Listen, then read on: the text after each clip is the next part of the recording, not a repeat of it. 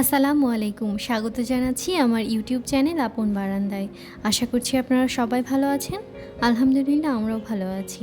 আজ আমরা জানব মসরোজ বা টাইম ফুলের মাটি তৈরি, যত্ন এবং পরিচর্যা কী করলে আপনারা প্রচুর ফুল পাবেন সে বিষয়ে।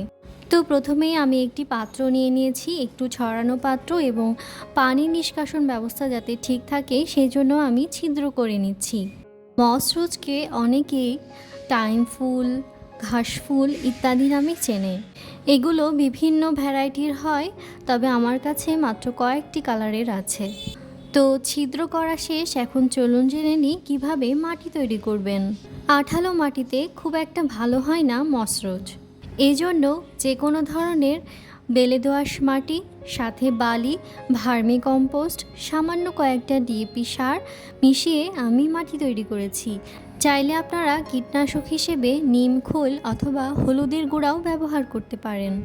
এবার বলে দিচ্ছি কিভাবে আপনারা মসরোজ বুনে দিবেন।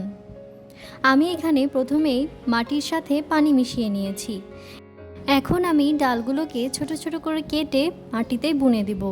আর ডালের নিচের অংশে যে পাতাগুলো থাকে সেগুলোকে অবশ্যই ছাড়িয়ে নিতে হবে, এবং আপনারা চাইলে গাছে ফুটে থাকা ফুল অথবা কলি থাকলে সেগুলোও ছাড়িয়ে নিতে পারেন। এরপর ডাল বোনা হয়ে গেলে আমি একদিনের জন্য ছায়ায় রাখবো।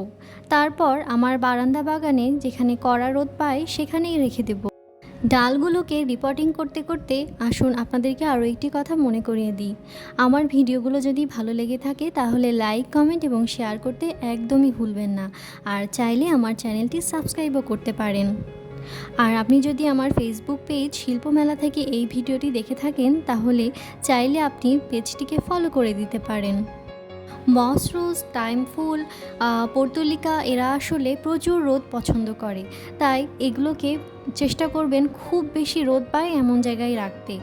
আর যত্ন এবং পরিচর্যা নিয়ে বলবো যে মাটি শুকালে তবেই পানি দিবেন, আর গোড়াতে যেন পানি জমে না থাকে সেই বিষয়টা অবশ্যই খেয়াল রাখবেন। এবং এরা কিন্তু বৃষ্টির পানি পেলে খুব দ্রুত বড় হয়ে যায়, তো চেষ্টা করবেন বৃষ্টির পানি দেওয়ার জন্য, তবে অবশ্যই খেয়াল রাখবেন যেন বৃষ্টির পানিটা জমে না থাকে। আর আমি যেটা করি সেটা হলো 15 দিন পর পর ডিএপি সারটা দিই, এতে করে গাছটা অনেক বেশি বাড়ে এবং দ্রুত ঝোপালো হয়। সেই সাথে পেঁয়াজের খোসা, কলার খোসার যেই তরল সারগুলো সেগুলো আমি ব্যবহার করি, যাতে করে বেশি ফুল পাওয়া যায়। এছাড়াও মাঝে মাঝে ডিমের খোসা গুঁড়া করে, চা পাতা গুঁড়া করেও আপনি দিতে পারেন। আর এই সব ভিডিও কিন্তু আমার এই চ্যানেলেই পেয়ে যাবেন, আর আমি ডেসক্রিপশন বক্সেও দিয়ে দিব, ওখান থেকেও আপনারা দেখে নিতে পারবেন। মসরোজগুলো রিপোর্টিং করা শেষ।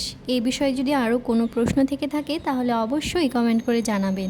আজকের ভিডিওটি তাহলে এই পর্যন্তই। আগামী ভিডিও দেখার আমন্ত্রণ জানাচ্ছি। আল্লাহ হাফেজ। আসসালামু আলাইকুম।